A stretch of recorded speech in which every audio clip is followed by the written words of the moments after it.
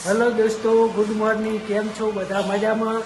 આજે આપણે સવારમાં આવી ગયા છે મનુભાઈના ઘરે ચા પાણીને નાસ્તો કરવા માટે. અમારે નૈનાબેન બનાવે છે દહીંનું ઘઉંનું, અને મનુભાઈ બેસી ગયા છે ઘઉંના થેલી ઉપર.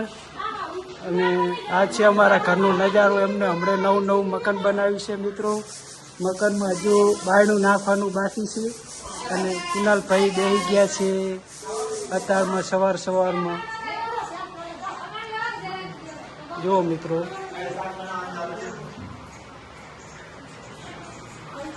સફાઈ કામ ચાલુ છે દૈણાની. અને આજે અમારે ગવાનું શાક બનાવવાનું છે.